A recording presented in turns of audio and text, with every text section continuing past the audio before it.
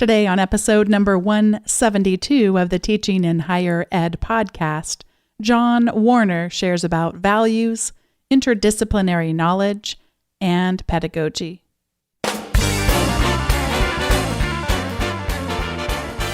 Welcome to this episode of Teaching in Higher Ed. This is the space where we explore the art and science of becoming more effective at facilitating learning. We also share ways to improve our personal productivity so we can have more peace in our lives and be even more present for our students.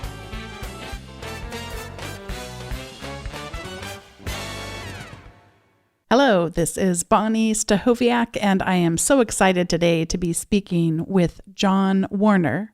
He's a writer and teacher of writing with 17 years of experience across 4 different institutions: the University of Illinois, Virginia Tech, Clemson, and the College of Charleston. He's a contributing blogger at Inside Higher Ed. That's the Just Visiting blog, and I read every single post with such interest and passion, and really, as I mentioned to John, feel like I already know him from just reading every word. But I didn't know he also is a weekly columnist for the Chicago Tribune, where he writes as his alter ego, the Biblioracle, and an editor-at-large for McSweeney's Internet Tendency. He's authored 5 books, most recently a short story collection, Tough Day for the Army, and is currently under contract for 2 books, which I can't wait to read. One with Johns Hopkins UP and the other with Penguin, about writing and teaching, that will be published in 2018 and 2019. He currently holds the position of faculty affiliate at College of Charleston and lives in Mount Pleasanton, South Carolina, with his wife, Kathy, and their dogs, Oscar and Truman. John, welcome to Teaching in Higher Ed. Thanks for having me. It's an honor to be here. I'm a regular listener.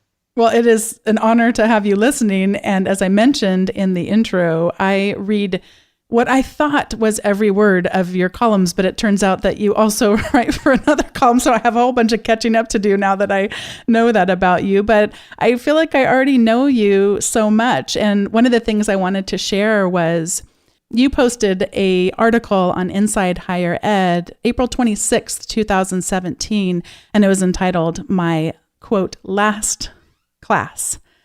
And I just have to admit to you, I just started weeping when I was reading it. I was so sad because I wanted higher ed to be, I don't even know what words to describe it. I wanted it to be flexible enough. I wanted it to be an institution that could make it work for you. And I was just so sad, but I feel like that a lot's happened since then and that there's a lot of hope, especially I just read in the bio about you writing a couple of books, which I can't wait to read. So could you maybe give us a little bit of background for people that haven't read that post and don't kind of know about your column? And of course, after today, we'll hopefully start reading it. And then what's happened since then? Sure. So I've always been a sort of accidental academic. Did my graduate studies in creative writing because I was just interested in writing and wanted to be a writer, and then did not go into academia immediately afterwards. I had a quote, real world job as a marketing research consultant in Chicago, where I'm from, and was doing well at that and thought I had found a profession, even with multiple degrees in English, and this is what I would do. But during that time, I got married, and my wife was and is a veterinarian who wanted to go back for additional schooling and become a specialist in her field. And that meant leaving Chicago. And I started teaching really because she was training on college campuses to do her internship and residency. And I had TA'd as a graduate student, and I'd always enjoyed it. I just hadn't considered it a viable profession. So everywhere she moved, I went with. At first University of Illinois for her internship, Virginia Tech for her residency. And I taught, and I loved it. And it became the thing that I wanted to do more than anything. So when she finished her residency, we moved to Greenville, South Carolina. I worked at Clemson for 6 years. When she changed jobs and moved to Charleston, I came to College of Charleston. But it's always been as a quote-unquote contingent faculty member, a series of full-time instructor or lecturer jobs, only teaching. But the whole time I've been writing as well, publishing books, and the column started when I came to, at Inside Higher Ed, started when I came to Charleston, and my weekly column for the Chicago Tribune around the same time. So in a lot of ways, I've been doing the work of a tenure track professor. It's just that my particular lives are not joined in that way. I publish and I teach, but my specific teaching position doesn't put any value on my publishing. For many, many years, this was not a problem. It wasn't necessarily a problem financially, even though we all know what the pay is like for contingent faculty. But I was fortunate in that my wife is a professional and I earn money through my writing. But over time, disconnects between what I believe to be important about education and writing and students became a tension that got harder and harder for me in my work, to the point where I calculated that I was making about $11 an hour in my last year only teaching one class as an adjunct. So I knew I needed to at least take a break. I needed to see if there's a kind of life for me outside the classroom where school and teaching is not the organizing principle of my day, and it is possible. I actually wrote a blog post today about the things I miss about teaching, which are real and significant, but I am surviving. It's different. I've always spent a lot of time alone writing, but this is, sort of every moment is me in my computer in my office. I'm busy with these projects you've mentioned, which is good, but as you said in introducing me, I wish that academia had space for people like me too. And I know over the years I've met dozens and dozens of people who want nothing more than to teach and impact students and are dedicated to their work. But ultimately it becomes impossible because the conditions under which they're asked to work. And the reason I lasted so long is really a consequence of being partnered with somebody who makes a good income with earning outside income, and a kind of mentality that said just sort of put one foot in front of the other and do the job. It's exploitive. I say this not to ask anybody to weep for me. I have an excellent life that anybody should envy. But the kind of lost resources of human beings who are wanting nothing more than to do this work that many of us find so important is a kind of ongoing tragedy. And that's kind of guided a lot of the writing I do about higher education, is the disconnects between the values we claim to hold for education, sort of developing people and helping them become the selves that they desire to be, and the practice of it, which is often not organized around those values. And in a lot of ways, that became a really interesting subject for me to write about. So it's been, I guess it's over 6 years now that I've been blogging regularly, and I thought that would have been impossible at the time I started. You write, my biggest regret for the moments is that I've taught my final class just as my values have come into alignment with my disciplinary knowledge and pedagogical approaches. In short, I feel like I really know what I'm doing and how I should go about doing it. This, more than anything, is what will bring me back into the classroom. I have unfinished business. And that's what you and I have decided to talk about today, is this intersection of your values, your disciplinary, and actually I think you changed that to interdisciplinary knowledge and pedagogical approaches. And we thought we might just chat a little bit about that. And just, I love you and I have taught about the same length of time, it would appear. And I kind of have similar feelings in terms of, well, when you do just start to kind of, this doesn't come easy. This is a really long road, and I by no means am I done or anything even close to being done. But it is fun when you do start to see those intersections. So let's talk a little bit. And am I right on that we had a shared Google Doc, and I'm looking at one piece of it and I'm thinking, no, I think he said interdisciplinary knowledge. So could you talk a little bit about some of these intersections that you see? Well, some of it is, first, I couldn't agree more that it's sort of this journey of teaching. And one of the things I love most about it, and why I think I have unfinished business, is this iterative process where we try something, you see how it goes, it succeeds to some degree, it fails to another, and you get to do it again.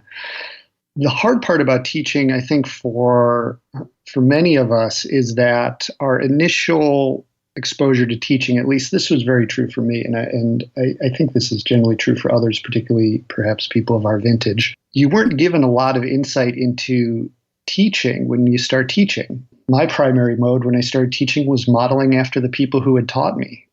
Not that I had always had great experiences in those classes, but I just kind of thought like, well, this is what college instructors do.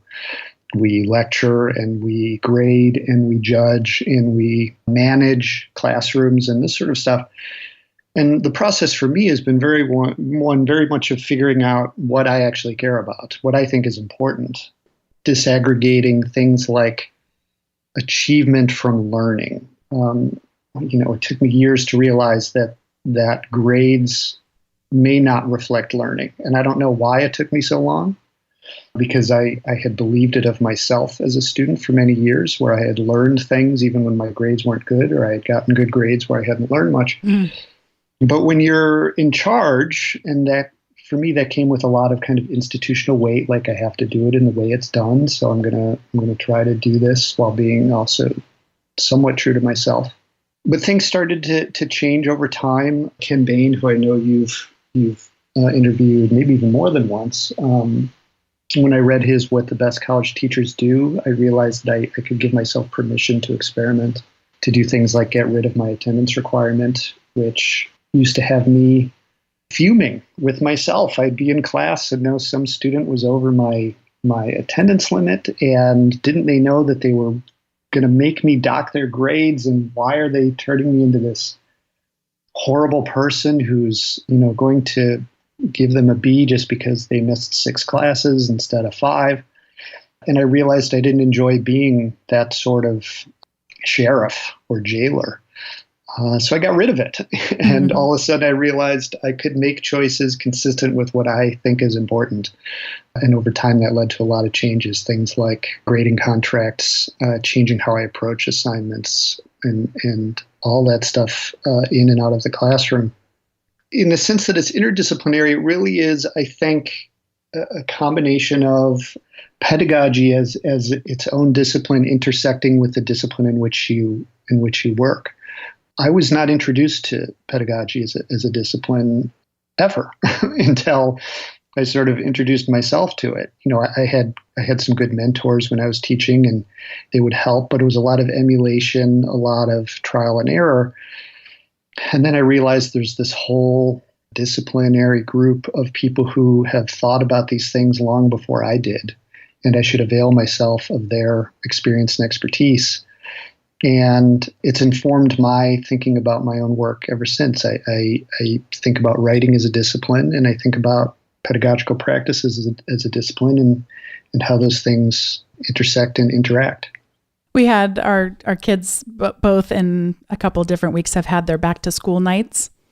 And sometimes when teachers find out that my husband and I have doctoral degrees and have backgrounds in education, they sometimes, I don't know if intimidated is the right word, but it just always creates this awkward dynamic, and perhaps that's more on my end than on their end. But the preschool teacher starts saying, well, I mean, you already know all this stuff. And then, and I thought, first of all, there's not time to have a full discussion about this, but a lot of people just don't realize that we're not trained in this stuff. I sort of grew up in my career doing corporate training, but it's funny because most of my experience doing corporate training made me realize I didn't know anything about teaching too. I mean, I had some discoveries that mostly what I was doing, teaching computer training or teaching others how to teach computer training, was really teaching people how to follow a series of steps and be entertained. I was only introduced to the idea of a more problem-solving type of pedagogy very late in that stint in that career. And then coming into higher ed like you, I mean, it's not something that most of us get taught very well how to do. One of the themes I think I'm hearing you say, but also, of course, I know it's reflective of my own reading your column, I hear a little bit, not just about changing your pedagogy, but also changing your sense of identity. Am I accurate in hearing some of that? Yeah, for sure. I mean, one of the things I struggled with, and this was maybe particular to also being contingent faculty and kind of wondering, if you don't have the title of professor, but you do the work of professor, who are you or what are you and what is your role? But a lot of it early on was me sort of being wrapped up in the notion of my own authority as the whatever my title was, as the person in front of the room, the person in charge. And, I went through phases. The initial phase where I really, really didn't know what I was doing as a graduate student, and I was bluffing. So I'd wear like a coat and tie to class, so I looked older and set myself apart from the students. I would, when I didn't know a question, I would sort of yammer in a way that would dodge whatever I didn't know, that obviously didn't enlighten anybody, but also deflected the students from whatever they were asking long enough for me to move on to something maybe I did know. After that, as I gained confidence, I became a little drunk with my own power and knowledge and thought, okay, I'm now training acolytes.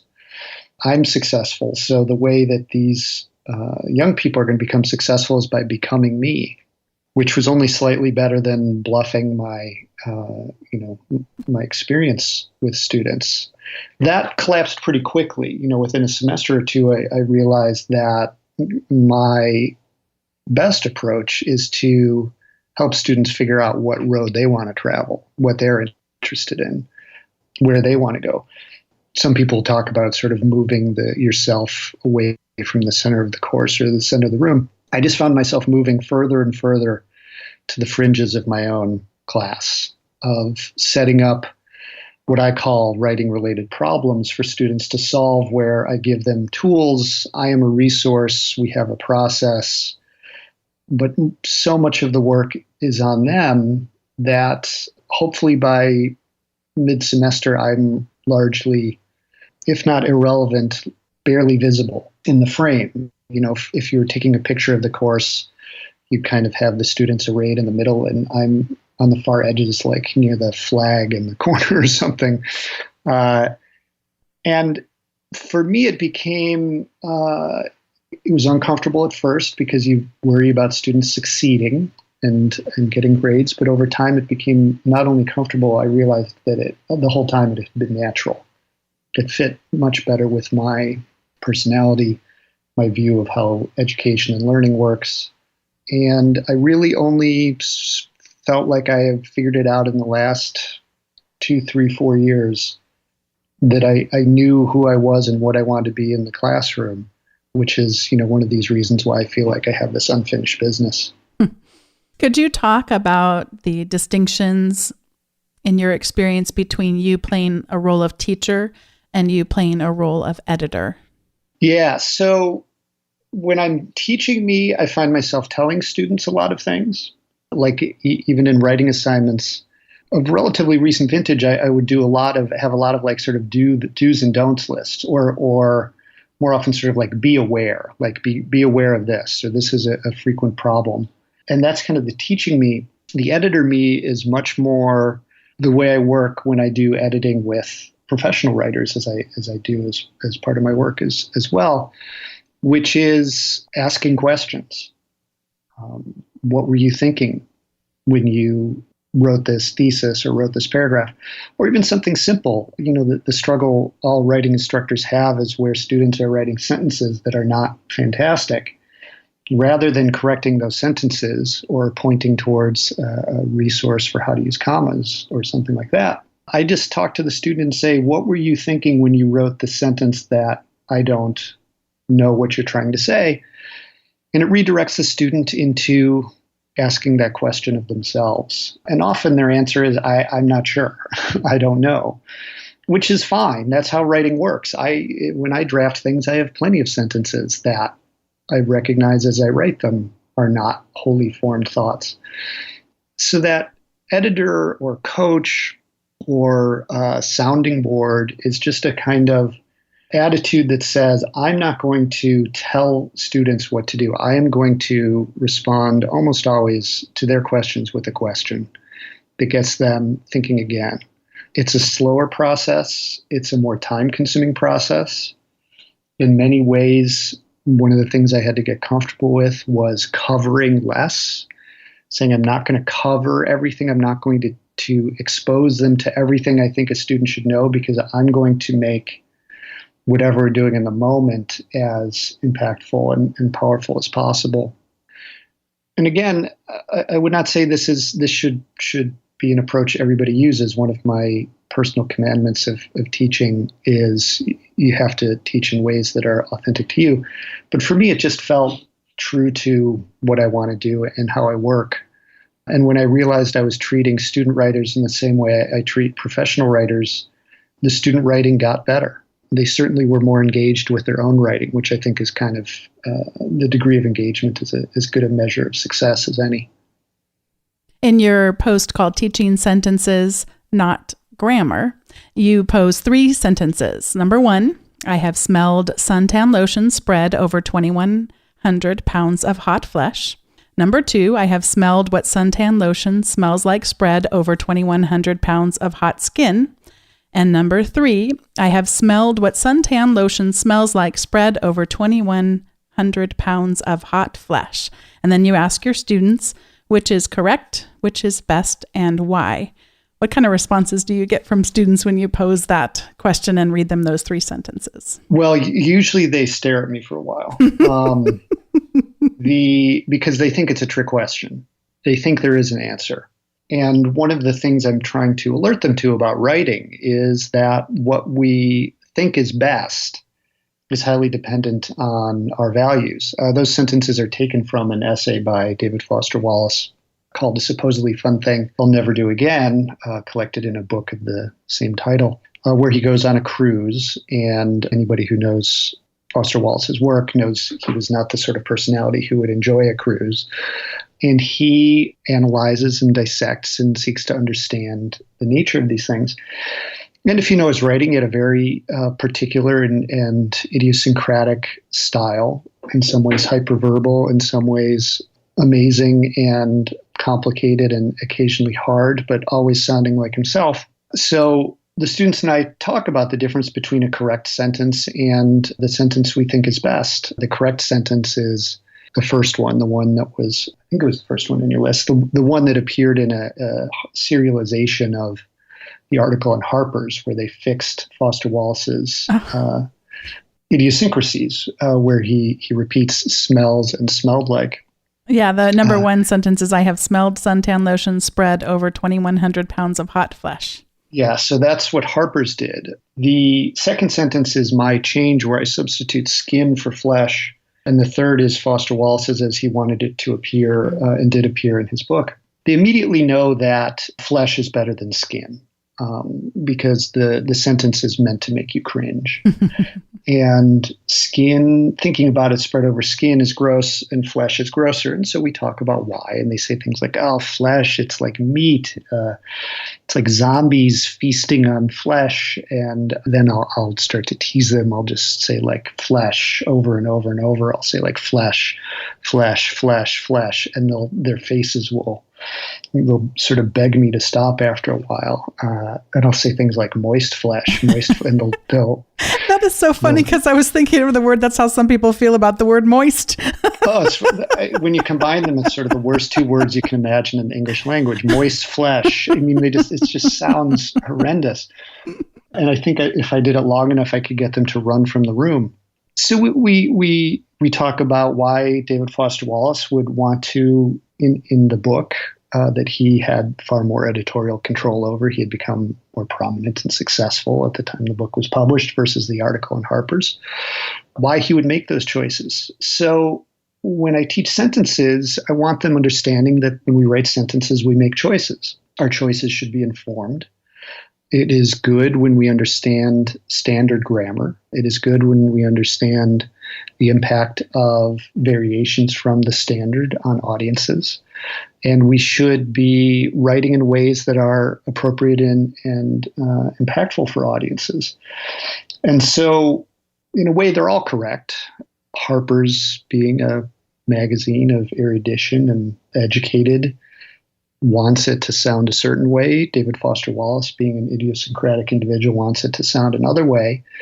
And the author is the one who gets to make those choices. But it is a choice. And one of the things I'm trying to give students permission to do is to understand that they're making choices, that they're not kind of aiming for a academic voice, which is kind of one of the worst tortures instructors of writing can experience, where students kind of imitate what they think academic writing sounds like and create what I call pseudo-intellectual BS, which I have a post about as well.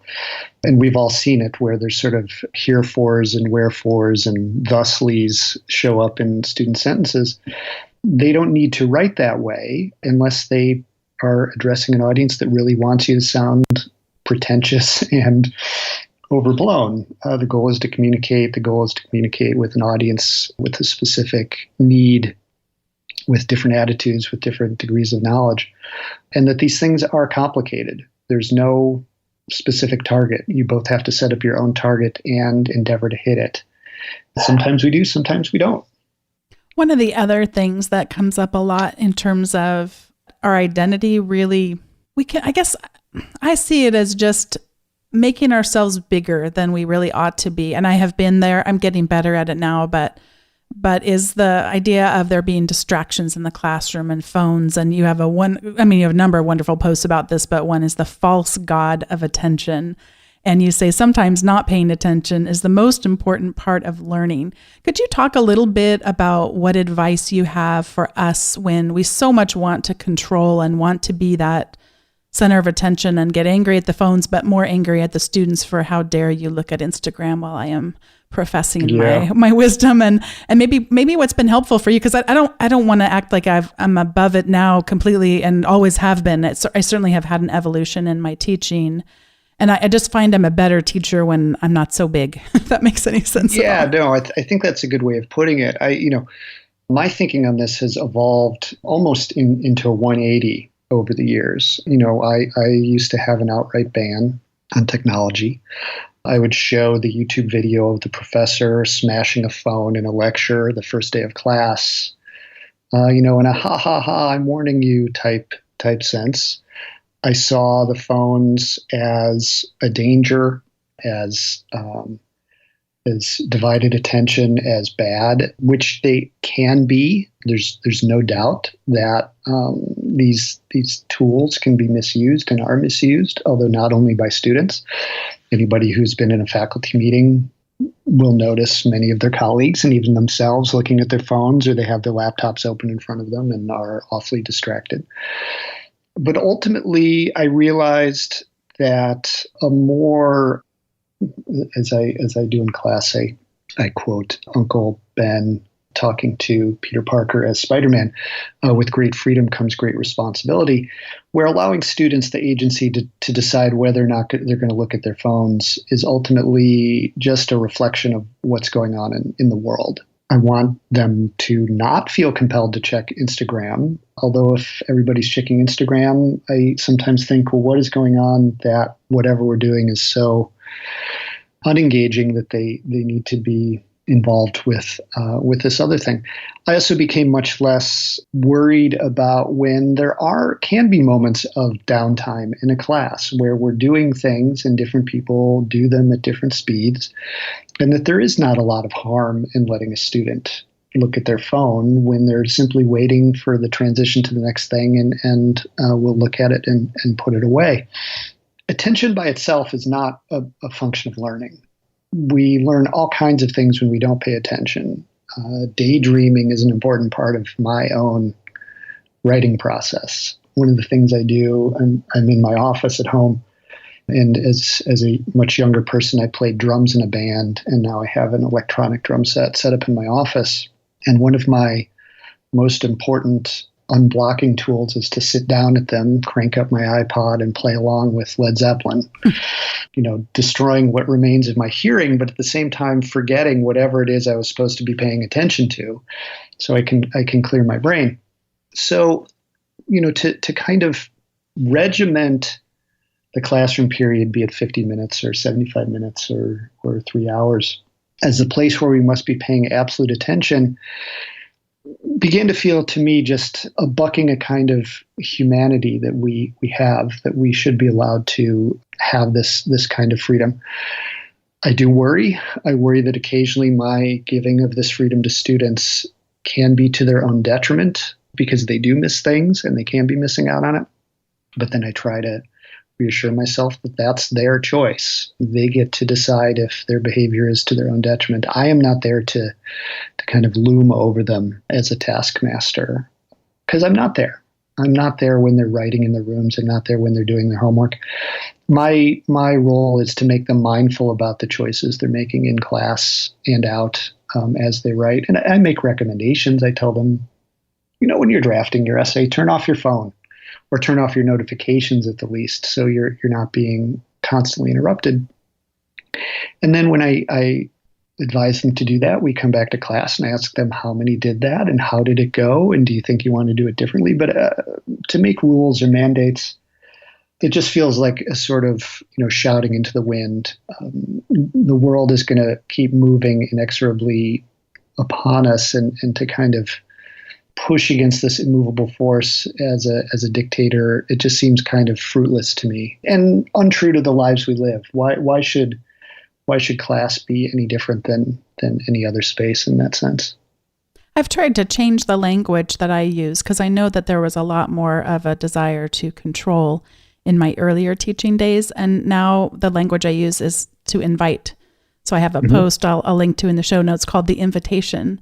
And I do think there are times we absolutely need to put our phones and our laptops away and talk and listen to each other. But that is a two-way thing. And that's where I'm teaching a class of 17. What a luxury. I mean, it's a beautiful thing. And we're all sitting around in a circle, and there aren't things in front of us except a paper and a pen. And I mean, and we're all listening to each other and we're all talking to each other, but I'm discovering what they're learning and they're teaching me in the process. And it's an invitation. I try to have there be something surprising every week. It's a long class. It's a 3-hour class, but wow. they say it doesn't feel like 3 hours. It feels like it just goes by, and it does for me too, because we're having fun together and we're co-creating through their learning. They're doing the reading. We actually had a whole conversation where we talked about, how do you want your learning to be measured in this course? And one of the things that's really important is that we read these books. What should that look like if we're all doing the reading? How would we hold each other accountable for it? And it was a cool experience. But I just think instead of trying to control, we invite and we we set this amazing table that is an experience they haven't had before. And maybe they didn't have that modeled in their families. That was one of the things I really took away from the book Alone Together, that I used to be so mad at the students. Why won't you put that away? And then got informed that actually they grew up wishing their parents would pay attention to them and yearning for the full focus from their parents and not getting it. So it was pretty revealing. By the way, I know that Alone Together, I learned that it's a very, some people have some concerns about that book and its research, but that was one real takeaway I took from having read it, was just this idea that they necessarily didn't have it modeled for them either, what someone else being fully present for them meant.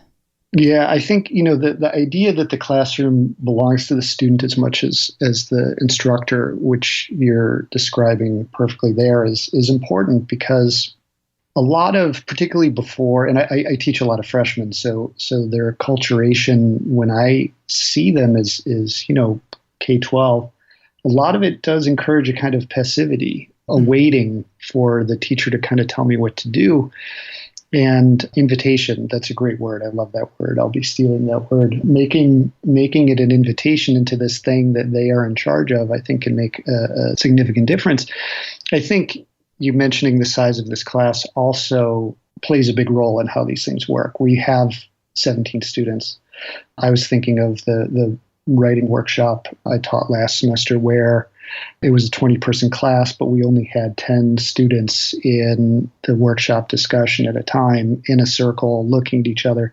Nobody ever looked at their phones. It didn't occur to anybody to look at their phones. And I think as people within higher ed who have far more influence and power than me or you or other instructors look at, the impact of technology and phones on it, let's look at the conditions under which we're putting students. If you put a student in a 600-person lecture, it's going to be very difficult to keep them off their phones. I read the college newspaper in my large lectures in college. If I had a smartphone, I would have been looking at that. Oh, yeah. I would read books for other classes or just for pleasure in these classes. Attention, I don't want to say it has to be earned. I think the invitation is a better frame. It's sort of, hey, you have the floor. I don't have to get your attention because you're in charge. I think that's a great route of not focusing on the question of attention or distraction, but of engagement and interchange and conversation. Yeah, and if it was a 600-person class, I'd be leveraging the heck out of attention so that the app that they were on, at least some portion of the time, was one that allowed them to engage in a way that that technology affords us that the in-person just doesn't. So, right. Well, this is the time in the show where we each get to give recommendations, and we've been talking a little bit about the invitation, and I think I want to frame mine as inviting some of our colleagues to have more of a collaborative approach, and we've had some conversations happening in our university lately, and you get the email that says, hey, can you go and give some feedback on this and that, and so I've just started, oh great, this is great, thank you for inviting the 15 of us to all reply to you individually. I said I set up a shared Google Doc and it has a link and you don't even have to have a Google account, and this is something very simple to do from a technological standpoint, but a lot of people just don't realize, oh, I can actually type right into that. It's funny, the first time I did it, everyone kept making comments and they felt like, oh my gosh, I couldn't possibly just type into this, and I'm slowly starting to model for them how powerful it can be to have a shared document, which for many people listening to the show might just be old hat to you, and it is to me as well, but to encourage more of that culture in our universities and to have influence where we might otherwise not have it. I mean, this is not projects I'm in charge of. I'm just more trying to subtly say, hey, there's this whole world out there that we don't make use of and anywhere near enough at our institution. So that was one thing I was going to suggest, was that we invite people to collaborate more like that. Even if we don't think we have the power or influence to do it, just do it anyway and see what happens. Yeah. And then the other thing is, I'm so grateful to Robert Talbert, who's been on the show a number of times now. And I had recently written a post called Tools for Travel, and Robert went up there and it was like a little mini blog post right in the middle of my post.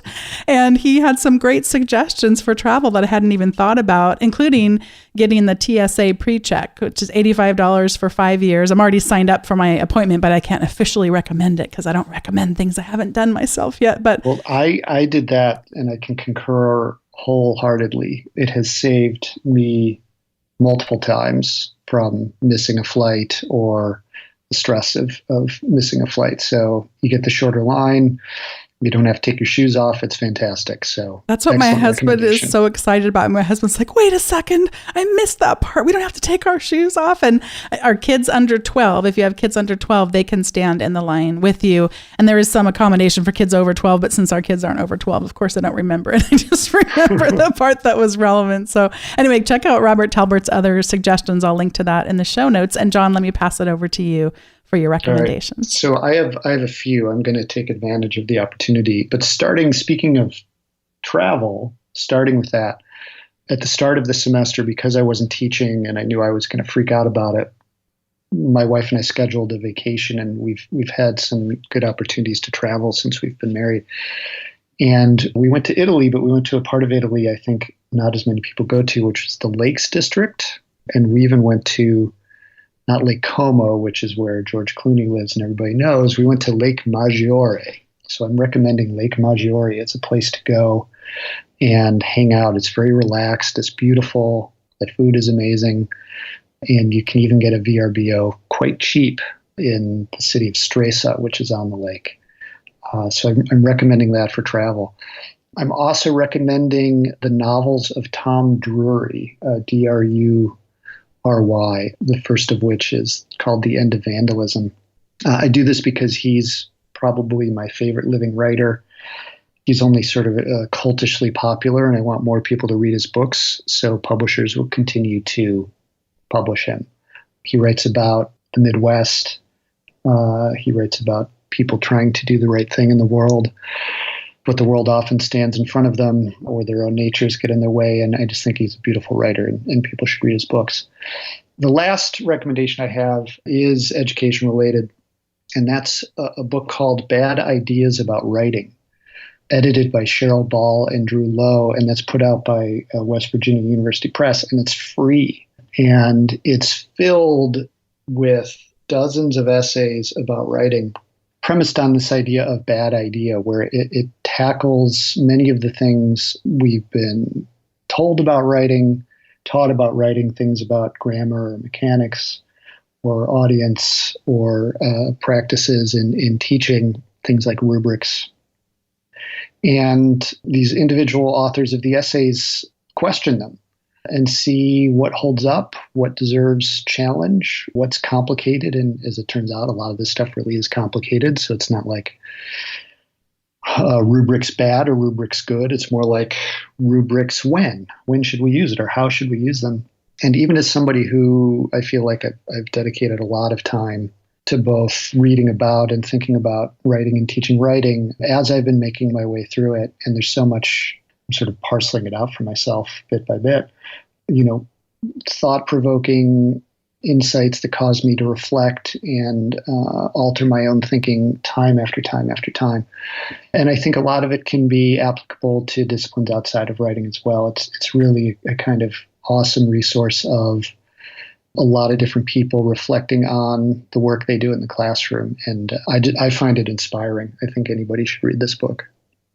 John, thank you for all three of these recommendations. And on a broader scheme, thank you for being on today's show. And even broader than that, you really, even though you're not this semester in a traditional classroom, you are teaching so many of us. And I just so appreciate your work. You are a brilliant teacher. And it's amazing to me that you could have taught me this much just through your words, your written words. And then it's so fun to get to talk to you in person today. No, it was great fun. I could go another 3 hours, but we won't. Maybe in the future. I was going to say, speaking of invitations, maybe we can, because I could talk to you for hours and hours too, we can just continue this. And so I'll invite you back on the show and you can share even more, because I don't think we've even skimmed the surface. Absolutely. I'll look forward to it. What a treat it was to talk to John today. And I neglected to ask him to pronounce his alter ego for me. And or on the air, I should say, it's Biblioracle. So I mispronounced it in the intro, but you can go check him out on Twitter and his couple of regular writing responses. And we can all look forward to 2018 and 19, where we will get to see those books on teaching that he is working on. Thank you again, John. And thanks to all of you for listening. If you want to go to the show notes, they'll be at teachinginhighered.com/172. And just thank you so much for the community that we're building. I'm hearing from so many of you, and it's always just so fun to hear what you're doing in your teaching and how you're taking things away from the show and putting them into practice. Thanks again for listening, and I'll see you next time, everybody.